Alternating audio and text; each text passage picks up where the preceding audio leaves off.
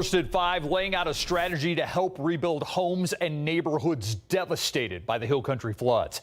It's a daunting operation that has the federal government assisting, and tasked with that responsibility, a former Texas lawmaker who is now the current Housing and Urban Development Secretary, Scott Turner, in the Hill Country town of Hunt today, just one of several communities caught off guard by the Guadalupe River floodwaters almost a month ago. Our Myra Arthur in Hunt as well, as the secretary surveys some of the damage there. Myra.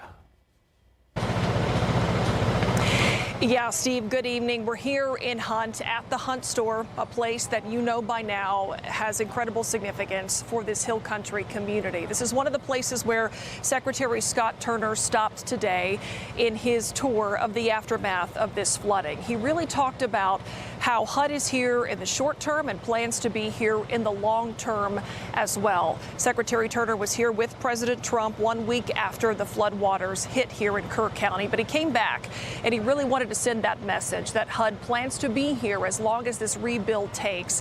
And people here at the Hunt store, like we've been showing you over the past couple of weeks, this is one spot where they know that that recovery will be long term, but they are not wasting any time in getting that process started right now. It's a big reason why Secretary Turner came here today. And I mentioned that Turner is a Texan, like you said, Steve. He's also a Baptist preacher. And I asked him today about the help HUD is providing here in Kerr County. Take a listen.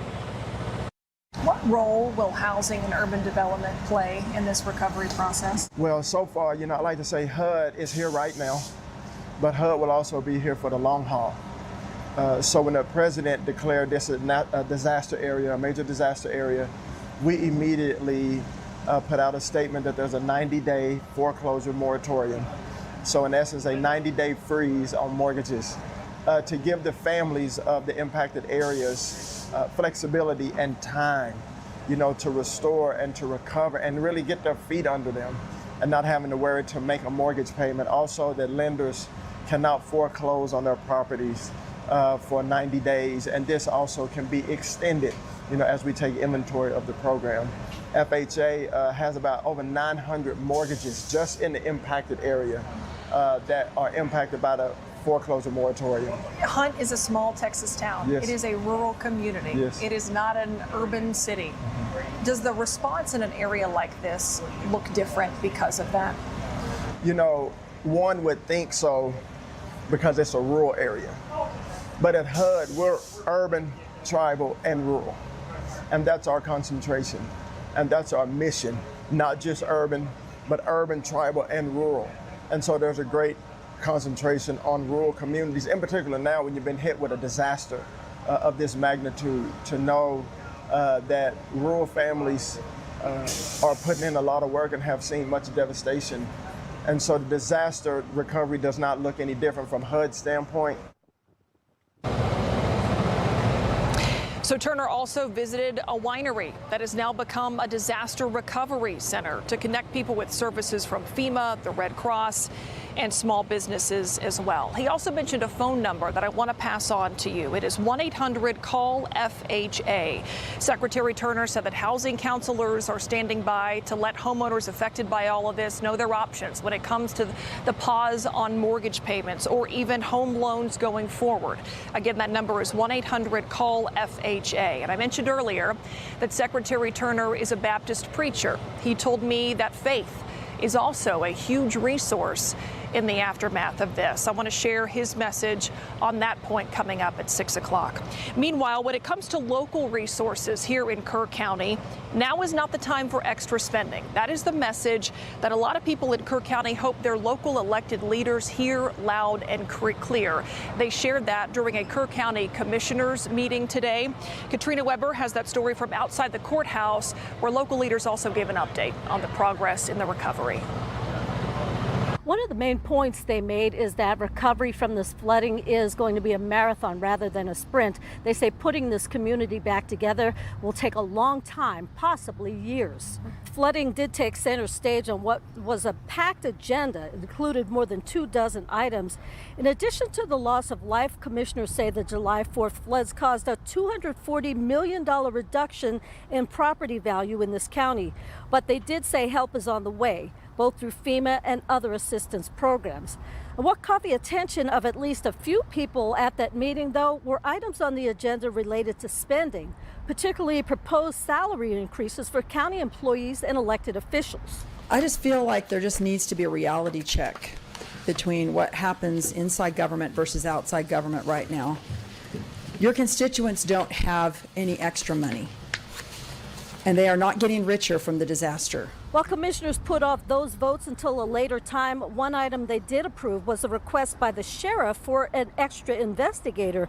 The sheriff says he has noticed an uptick in certain crimes stemming from this flooding. Now, he says they've already had their first fraud case here in the county, and he wants to be ready as he believes that even more criminals will come out and try to take advantage of flood victims. Reporting from Kerrville, Katrina Weber, KSAT 12 News. So as recovery efforts continue here across the Hill Country, there were also questions remaining about the actions of Kerrville city leaders on the day that these floodwaters rose on July 4th. Our KSAT Investigates team filed a public records request for communications just regarding that. They got that information over the weekend. Let's take a look at what was in some of those emails and text messages.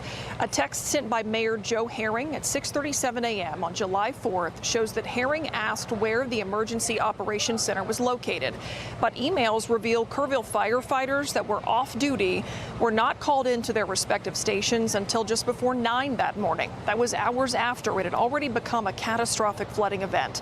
And a text reply by Kerrville City Manager Dalton Rice has some raising their eyebrows as well. Following a media briefing with U.S. Homeland Security Secretary Kristi Noem, a city staffer texted Rice, who attended that briefing, and wrote, quote, "Just saw you met Homeland Barbie. How is she?" End quote. Rice replied laughingly, quote, "Basically, Homeland Barbie." End quote. The phrase has been used to mockingly refer to Noem since she was confirmed as DHS Secretary earlier this year. Rice did not respond to a request for comment from KSAT about those text messages. These are just a few of the messages by Kerrville leaders that KSAT Investigates received. You can see more of what was released on our website right now, KSAT.com. Also among those emails that were released, one of the Kerrville Utility Board saying that restoration of electricity could take 2 to 3 months in the aftermath of these floods. According to an email from the company's general manager, up to 8 feet of water covered the substation here in Hunt. Then the water and the mud invaded just about every control cabinet in that substation. The Kerrville utility also saying that they are working with the Lower Colorado River Authority to try to come up with some kind of temporary fix. The recovery and the rebuilding work here in Kerr County, we're 3 weeks in, but it feels like it has been underway, but still is only just beginning. As you heard today and the day after the flood rushed through the community, support from the local, county, state, and federal levels has been pledged to continue as long as the work continues. We will have more on those recovery efforts, including some of those additional comments from HUD Secretary Scott Turner in his tour throughout Hunt coming your way at 6 o'clock. Steve, we're live here in Hunt. For now, we'll send it back to you in the studio. All right, thank you, Myra. We'll see you at 6 o'clock. Meanwhile, new at 5, a woman attacked by her dog last week has died. That tragic news confirmed by Animal Care Services this afternoon. The Bexar County Medical Examiner's Office identifying her as 32-year-old Simone Like. San Antonio police say the attack happened on Thursday on Patricia Drive on the northwest side. According to a woman who identified herself as a friend of Like, the dog lived with Like and her boyfriend and says that dog turned on Like when she tried to keep it from biting someone else. The friend told KSAT that dog is attacked before, but Animal Care Services says it has no reports of previous attacks. The dog's owner issued several citations following that attack. That dog has been placed in quarantine. The families of the Robb Elementary shooting victims will soon learn more about what happened that day. This morning, Uvalde County Commissioners voted to release records related to the May 2022 massacre. KSAT 12 and other news outlets sued for those records nearly 3 years ago. Earlier this month, an appeals court ordered Uvalde County and the Uvalde School District to turn over their records. Jesse Rizzo, whose niece Jackie died in that shooting, praised the decision. The longer that you hold on to these things that eventually see the light of day, the longer it'll take for the community to come together. The school district has not said when they will release those records. Dad, I need my son. My son. I lost one son. I can't lose another. Okay. I lost one son. I can't lose another. A distraught father asks a judge to release his son back into his custody during a hearing this morning. The man's teenage son accused of handling a gun that fired and killed the man's other son, who was just 8 years old. The alleged teen shooter now charged with manslaughter. The defense and the prosecution in court to determine if that teenager will remain in custody. On Friday, San Antonio police arrived at a home on Bob Villa Street on the southeast side near East South Cross Boulevard and Pecan Valley Drive. And that's where they found the 8-year-old with a gunshot to the neck. According to the family, the child's name was Daniel KSAT. He did not survive. The judge did not mix words responding to that teenager who says the shooting was an accident. It was an accident. Okay. And I believe you. The problem is this. You shouldn't have had your hand on that gun in the first place. That gun should have been locked up. And this is what happens when they're not. The judge ruled that teen will remain in custody. His next detention hearing is next week on August 11th. So go outside on this Monday and a eventful weekend. Sarah, we had some rain showers here and there. There were definitely some pop-up downpours, and today, though, it was all about the heat kind of drying out. We got up to 96 for the high, which is average for this time of year. However, there are still some sprinkles out there, so as you're looking at your forecast for this evening, 10% chance for a sprinkle or two through about sunset, but afterwards it's going to be mostly clear. Temperatures falling to near 80 degrees by midnight, so a warm one for us this evening. Let's talk about what you need to know. Temperatures will be near 100 degrees tomorrow and Wednesday. Here's the good news. It'll be a dry heat, though, through Thursday before rain chances return Friday and into the weekend. I'm going to give you those details, and we'll talk a little bit about how rain could impact your weekend plans in just a bit. Steve. We sound like Arizona now. It'll be a dry heat. Thanks, Sarah. Straight ahead, we're going to talk about spiders, but first, let's look at I-35 at New Braunfels Avenue, and you can see northbound traffic moving along smoothly. It's the southbound lanes as you get towards downtown. You can turn off to 37, 281, all of that causing that slowdown in the southbound lanes of I-35 at New Braunfels. Now, straight ahead, if you don't like spiders that come this fall, you may want to pay a little more attention to the ground. These guys lurking there may make some people's skin crawl. And we're going to tell you about 3 products you may have in your home that could pose a safety issue, a recall alert. And it's next.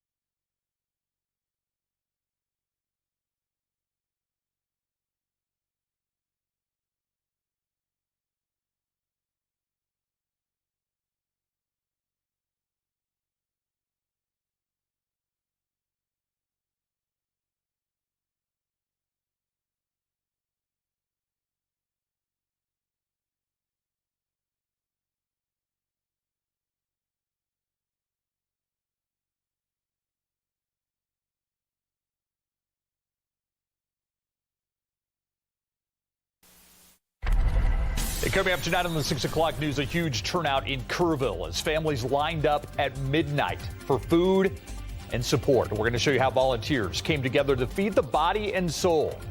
This story and more coming up tonight at 6.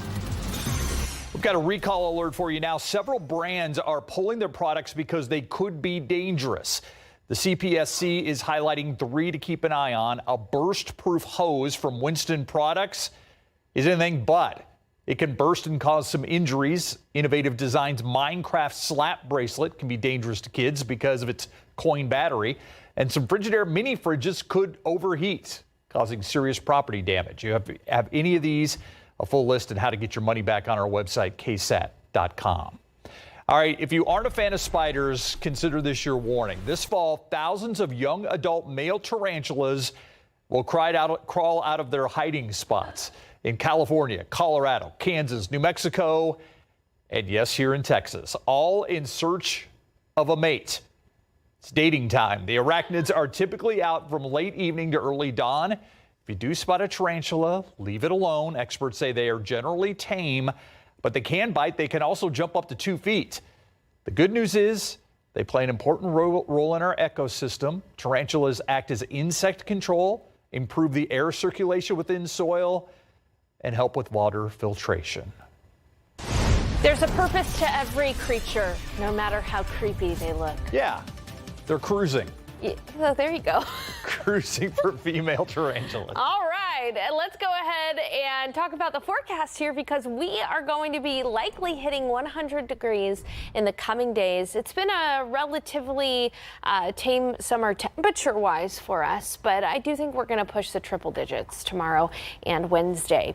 Looking at weather watchers, it was 95 in Warren's backyard in Del Rio and in Eagle Pass. Not too bad out there closer to the border.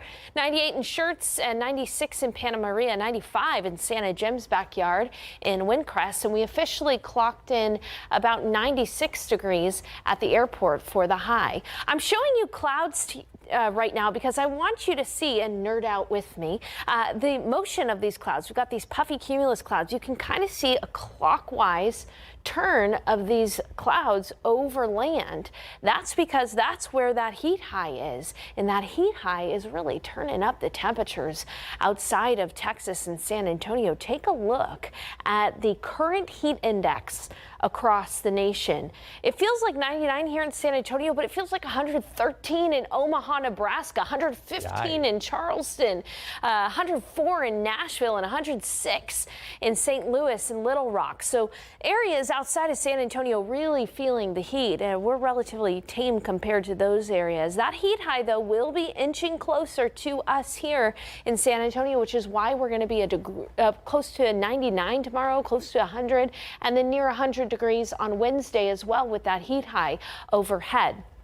The good news, it's not really going to be humid in the afternoons when we hit those peak heat and temperatures. So tomorrow, Wednesday, and Thursday, dew points are going to be a little bit lower. So it'll be dry to pleasantly dry outside right around the time when we experience that peak heat at about 5 p.m. But the dry weather doesn't last forever because by Friday, Saturday, and Sunday, it'll be noticeably muggy again. And around that time, we also have the chance for a few showers. We'll talk about that here in a bit. But walking you through your KSAT 12-hour forecast tomorrow, waking up tomorrow at 74, partly cloudy. Then we'll be mostly sunny and 89 right around the lunch hour. And in the afternoon, peak heat.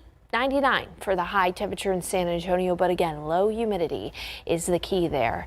You're saying it's a dry heat. Yep, that's exactly right. High temperatures close to 100 New Braunfels, Seguin, 98 in Castroville, 99 in Uvalde, Kerrville. You'll be at 95, 99 in Pleasanton. And looking at that 7-day forecast, remember how I said it's going to be humid again by the weekend? That's because we have the chance for a few downpours. We're going to be dodging daily downpours Friday through Sunday. Coming up at 6, we're going to talk a little bit about the potential risks with any of those storms that develop. But take a look at what those rain chances due to our temperatures keep us from getting to 100 degrees. We'll be in the mid-90s. Steve.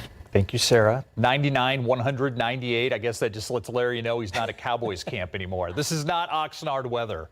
It is not. The second we got off the plane today around 12:30, you get outside, the humidity just hits you, smacks you right in the face, the heat. Now, you know what? The Dallas Cowboys, they're looking for a lead running back who can do the same thing, just smack the opposing defenders in the face, and it all starts up front. Mary Rominger has more on the Houston Texans. They did some hitting today. Coming up.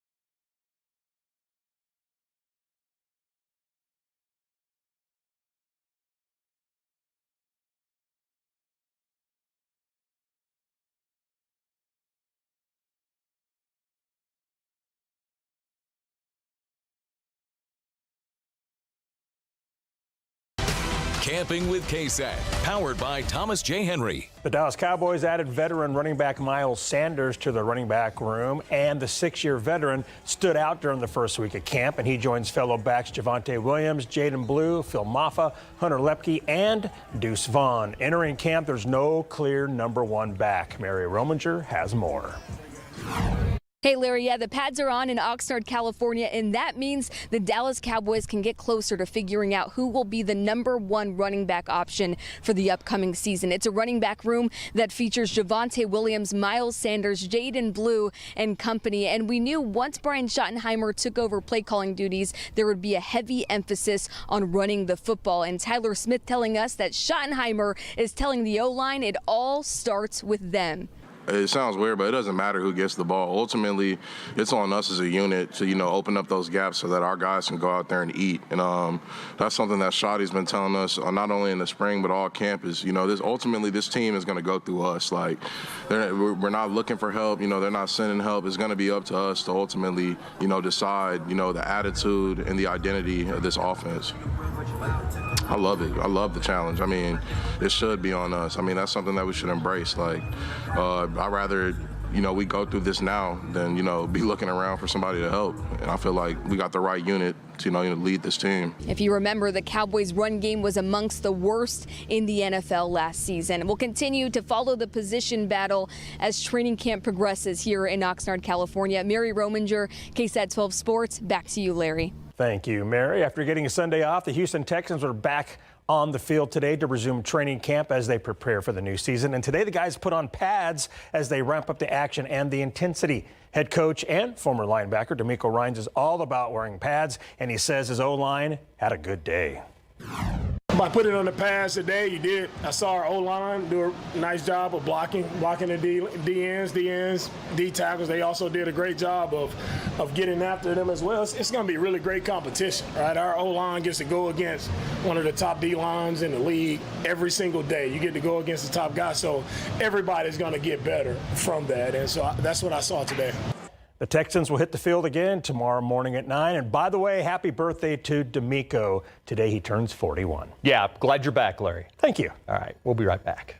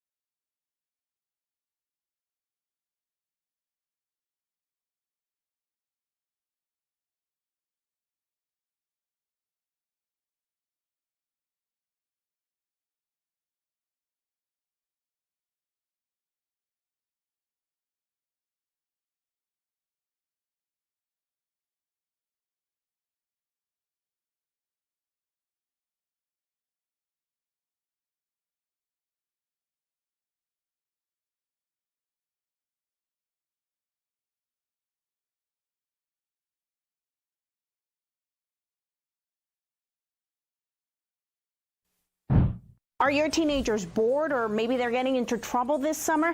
Well, coming up tomorrow on GMSA, we're going to tell you about a program that's going to help them get all those emotions out, and they're even getting some of those teenagers published. You can catch more coverage of stories like that on GMSA Plus every weekday, beginning at 7 a.m. any way you stream. I want to give you a quick look at what's coming up tonight on ABC's Prime Time from 7 until 9. It's Bachelor in Paradise, followed by Match Game. Martin Short now hosting Match Game, and then the Night Beat at 10. All the time we have for us here at 5 o'clock. Thank you so much for watching. World News is up next. See you back here at 6.